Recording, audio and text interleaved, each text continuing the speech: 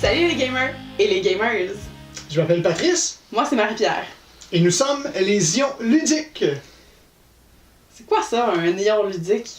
Les Ions Ludiques, c'est le nouveau segment de la chaîne de Professeur Board Game, dans lequel moi et Marie-Pierre, on va parler de jeux qui ont été spécifiquement pensés pour 2 joueurs, avec un aspect aussi d'initiation aux non-gamers, afin de les amener à rejoindre le hobby.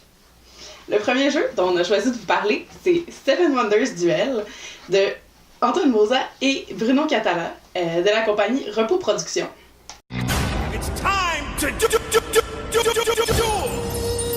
C'est un jeu qu'on a découvert à Ludo Outaouais, qui est un festival de jeux, en 2015. C'était avant sa sortie. On a eu la chance de participer à une présentation.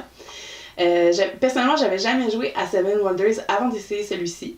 J'ai eu aucun problème à m'adapter à l'univers. C'est vraiment facile de comprendre les codes. C'est vraiment un coup de cœur. C'est un jeu que dès la fin de la première partie, je voulais vraiment le réessayer. Alors donc au niveau du style, c'est un style, une thématique un peu antiquité, un peu à la style civilisation.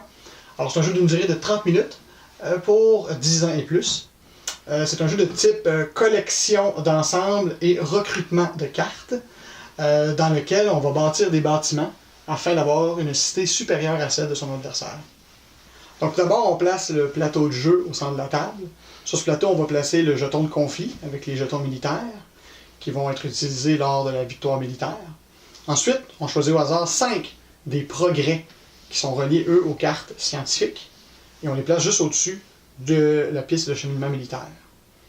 À la suite de cela, chaque joueur prend 7 jetons d'argent, et ensuite, on passe immédiatement directement à la phase de sélection des merveilles. Alors, donc, 4 merveilles vont être offertes en sélection. Le premier joueur va choisir l'une de ces merveilles. Le deuxième joueur ensuite en prend 2. On revient au premier joueur qui prend la dernière merveille. Et on fait par la suite une deuxième phase de sélection de merveilles. Mais cette fois-ci en inversant les rôles. Alors donc, encore une fois, 4 merveilles sont offertes. Mais cette fois-ci, c'est le deuxième joueur qui commence à choisir la première des merveilles. On va au premier joueur. Le premier joueur choisit 2 des 3 merveilles qui restent. Et ensuite, le deuxième joueur donc, prend la dernière merveille qui reste. Ce qui a pour effet qu'au début d'une partie, chaque joueur a 4 merveilles devant lui, ainsi que 7 $. Une partie se joue habituellement en 3 âges. Chaque âge a son propre paquet de cartes qui va être disposé selon un diagramme montré à l'arrière des règlements. Lorsqu'on monte la pyramide de cartes pour un âge, il va rester à la fin de montage de ce diagramme 3 cartes. Ce qui fait en sorte que ce n'est pas tous les bâtiments qui seront utilisés à chaque âge. Spécificité pour l'âge 3. À l'âge 3, il faut retirer 3 cartes du paquet et y ajouter 3 guildes qui seront mélangées et qui apparaîtront donc dans les diagrammes en forme de losange de l'âge 3. Dans le jeu, il y a 3 manières d'atteindre la victoire. La première, c'est la plus simple, c'est la victoire civile, c'est-à-dire tout simplement la personne qui a le plus de points à la fin de la partie. Le deuxième type de victoire, c'est la suprématie militaire. C'est-à-dire c'est la première personne qui amène son jeton militaire dans la capitale de son adversaire. Le troisième type de victoire, c'est la suprématie scientifique. Ça, c'est la première personne qui obtient 6 différents symboles scientifiques dans son jeu. Le jeu se joue à tour de rôle. À son tour, le joueur a le choix de 3 actions avec la carte qu'il choisit. La carte qu'il choisit doit être accessible, c'est-à-dire qu'elle n'est pas partiellement recouverte par une autre carte. La première option qui s'offre au joueur est de choisir une carte et de la construire. On va vous montrer les types de cartes qui sont disponibles pour le choix. La première, c'est la ressource première. Ici, on parle de pierre, d'argile ou de bois. On peut voir ici son coût, qui est indiqué tout de suite en dessous de son type, qu'on voit ici. Donc pour cette carte, ça coûterait 1 pièce d'or. On passe ensuite aux ressources avancées. Donc ici, ça peut être du papyrus ou du verre. Cette carte coûte aussi 1 $. Le troisième type de carte, c'est la carte bleue, qui est la carte civile. Ce type de carte-là vous permet de compter des points à la fin de la partie. Donc, on voit le nombre de points ici qui est indiqué dans le haut. Tout de suite à côté, on voit un symbole. C'est important de le prendre en compte parce que dès l'âge 2, on peut construire des cartes en utilisant le symbole. Donc, vous voyez ici. Donc ça peut être pertinent quand vous allez choisir vos cartes là, de prendre en compte les symboles. Le quatrième type de carte, c'est la carte scientifique qu'on voit ici. Dans le jeu, il y a 2 fois chacun des symboles, au total 6. On vous rappelle que c'est une manière d'atteindre la victoire, donc ils sont à prendre en compte. C'est aussi important de savoir que lorsqu'on obtient une paire du même symbole, on peut gagner un jeton qui nous donne un avantage dans le jeu. Comme vous pouvez le voir, il y a plusieurs options de progrès qu'on obtient lorsqu'on a une paire de symboles scientifiques. Chacun offre un bonus différent. Par exemple, on peut en avoir un ici qui nous permet de rejouer lorsqu'on construit une merveille. On en a aussi qui nous donne des points de victoire à la fin de la partie, ou de l'argent lorsqu'on obtient le jeton. On en a un ici qui compte comme un symbole scientifique supplémentaire. Donc, lorsqu'on essaie d'aller chercher la suprématie scientifique, ça peut être très pratique. On en a aussi qui nous permettent de gagner de l'argent lorsqu'on construit un bâtiment à travers le chaînage, donc en utilisant les symboles qui sont inscrits sur les cartes. On en a aussi qui nous permettent de construire des merveilles ou de construire des cartes civiles avec 2 ressources en moins. On en a aussi qui nous permettent de gagner des points de victoire lorsqu'on a plusieurs jetons de progrès. Celui-ci nous permet de gagner un symbole de bouclier de plus lorsqu'une carte rouge militaire est construite. Et celui-ci nous permet de gagner l'argent lorsque notre adversaire utilise le commerce pour obtenir des ressources manquantes. Alors, le 5e type de bâtiment qui existe sont les bâtiments militaires. Les bâtiments militaires contiennent de 1 à 3 icônes boucliers. Chaque icône bouclier va faire avancer le jeton de conflit d'une case vers la capitale de son adversaire. Lorsqu'on avance au niveau d'un jeton militaire, on le réclame et notre adversaire perd un nombre de pièces d'or égal à ce qui est inscrit sur celui-ci. Aussi, à la fin de la victoire, plus le jeton militaire est avancé vers la capitale de son adversaire, plus on a de points de victoire pour nous avancer dans la victoire civile. Vous pourrez remarquer aussi que ce bâtiment ne se construit pas avec de l'or, mais bien avec une ressource de bois. Lorsque nous n'avons pas la ressource en question dans notre cité, il y a moyen de payer de l'or pour obtenir cette ressource-là de manière temporaire. Alors, lorsqu'on n'a pas assez de ressources pour acquérir un bâtiment, on peut obtenir la ressource par commerce. La règle de commerce est chaque ressource qu'on va acquérir va nous coûter 2 pièces, plus 1 pièce par bâtiment marron ou gris qui produit la ressource qu'on désire dans la cité adverse. Alors donc, par exemple, si on a besoin de 1 bois et que notre adversaire possède 2 bois. Alors donc, ça va nous coûter 4 pièces pour chaque bois qu'on veut acheter. 2 de base, plus 2 qui sont dans la cité adverse. Aussi, règle importante, certains bâtiments de nature commerciale vont changer cette règle pour diminuer le coût de la ressource à 1 seul dollar, peu importe le nombre de ressources présentes dans la cité adverse. Un 6e type de carte qu'il existe sont les bâtiments commerciaux, avec une entête jaune. Ces cartes modifient les règles de commerce qui servent à acheter des ressources de manière temporaire, telles qu'on vient de l'expliquer.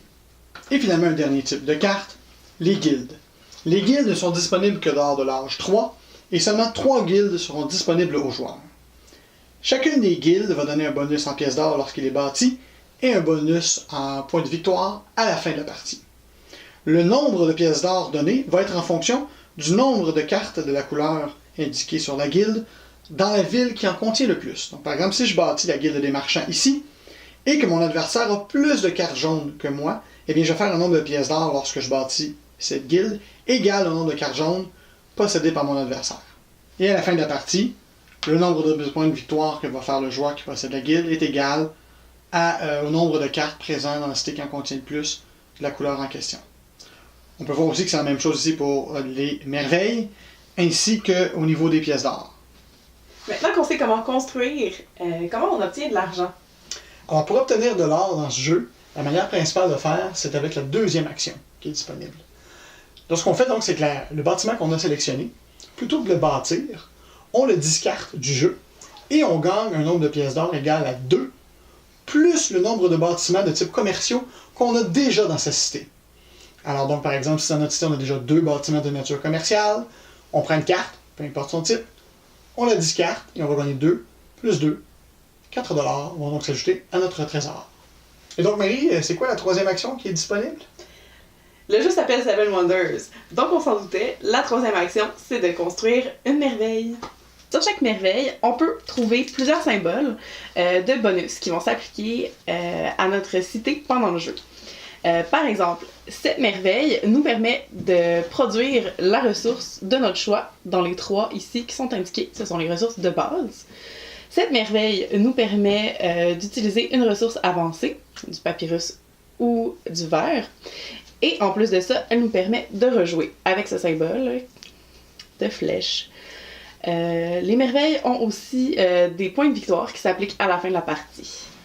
On a aussi une merveille qui nous permet de gagner de l'argent et d'en faire défausser à notre adversaire. On a aussi une merveille qui nous permet de choisir un jeton de progrès scientifique dans ceux qui n'ont pas été utilisés dans la partie. Cette merveille nous permet de construire gratuitement un bâtiment dans les cartes qui ont été défaussées au cours de la partie. Et la dernière carte nous permet d'utiliser un jeton militaire et de faire discarter une carte brune, c'est-à-dire une production de ressources premières à notre adversaire. Pour construire une merveille, on vient sélectionner une carte qui est accessible dans le jeu et on la glisse dessous pour indiquer qu'elle est construite. Avant de le faire, par contre, on doit s'assurer qu'on peut payer le coût de chacune des merveilles. Si on prend par exemple celle-ci, coûte 2 papyrus, un argile, un bois et une pierre. Alors Marie-Pierre, en tant qu'un positif, qu'est-ce que tu as pensé de Seven Wonders Duel? J'ai vraiment adoré ce jeu-là. C'est un de mes jeux préférés de tous les jeux que j'ai jamais joués. Je me suis pas tannée encore. Combien de parties on a fait à peu près? Je dirais plus d'une 50aine. Au moins. Ça fait quand même plusieurs années qu'on l'a. Dans le fond, ce que j'adore de ce jeu-là, c'est que c'est assez simple, dans le sens où il y a plusieurs manières de gagner. Donc c'est assez facile de s'adapter en fonction de ce que son adversaire a choisi de faire dans sa stratégie. Aussi, étant donné que c'est très diversifié, il y a plusieurs manières d'essayer de gagner, donc chaque partie est différente. C'est là aussi qu'il y a un peu le hasard entre en jeu, dans le sens où c'est pas toujours les mêmes cartes qui sont disponibles au début de la partie. C'est aussi un jeu qui se joue assez rapidement, donc c'est vraiment difficile de se tanner là, avant d'arriver à la fin. Toi, Patrice, qu'est-ce que t'en as pensé en tant qu'ion négatif? Donc, moi, je vais essayer de trouver des côtés négatifs à ce jeu-là. Par contre, c'est assez difficile parce que c'est un de mes jeux préférés à deux. Et son rating sur Board Game Geek démontre bien ça. Comme Marie disait, il y a quand même une certaine simplicité dans les règles. Ce qui, pour certains joueurs peut-être plus hardcore, plus expérimentés, peut devenir un certain défaut. Parce qu'après 3-4 games, on a pas mal bien compris les règles, donc on n'approfondit plus tellement sa stratégie, c'est vraiment donc d'adapter sa stratégie. Par contre, quelqu'un pourrait dire « Ah, ben parfait, tout ce que tu as à faire, donc, c'est de jouer contre quelqu'un de bon. » Mais c'est là un peu le deuxième défaut que j'en ressortirais. S'il y a une disparité d'expérience entre deux joueurs, ça fait en sorte que celui qui a le plus d'expérience dans le jeu va vraiment avoir un avantage marqué. Fait que pour l'autre, ça peut devenir moins bon. Puis finalement, ben, comme beaucoup de jeux euro, le thème de civilisation est mis sur les cartes, mais au niveau des règles, honnêtement, ça aurait pu être un thème plus médiéval ou autre. Donc, ça aurait pu être Seven Wonders dans l'espace. Oui, effectivement. Ça aurait pu être intéressant, ça va nous avec un vaisseau. Quand t'attaques l'autre pour lui faire perdre de l'énergie au lieu des pièces d'or. Ça aurait pu effectivement être très bien. Mais en même temps, je vous dis ça et je me sens, en tant que ion négatif, c'est mon devoir de faire ça, mais je me force parce que c'est un jeu que j'adore. Donc, j'ai aucune vraie critique à donner de ce jeu-là. C'est vraiment un jeu qui est facile à sortir quand on est un peu fatigué en fin de soirée. On veut pas encore s'en aller, mais on a encore un peu d'énergie pour jouer. Là. C'est vraiment un jeu qui est parfait pour cette situation-là. Puis Patrice, est-ce que tu penses que c'est un jeu qui nous a rapprochés ou qui nous a éloignés? Ben, de toute évidence, c'est un jeu qui nous a rapprochés. Oh! Donc c'est ça pour notre première vidéo sur la chaîne de Professeur Board Game en tant que les ions ludiques. N'hésitez pas à nous suivre sur les médias sociaux si vous nous avez aimé pour avoir plus de contenu. Sur Instagram, à Mon Petit Meeple. Aussi, n'oubliez pas de liker la vidéo et de vous inscrire à la chaîne de Professeur Board Game. Si vous avez aimé ça, n'hésitez pas à nous donner des commentaires, nous donner des suggestions d'autres jeux à deux à vous présenter. Et si vous avez aimé ça, ben peut-être qu'on pourrait faire la présentation de l'expansion de ce jeu-là, Seven Wonders Duel Panthéon. Merci! Continuez de gamer!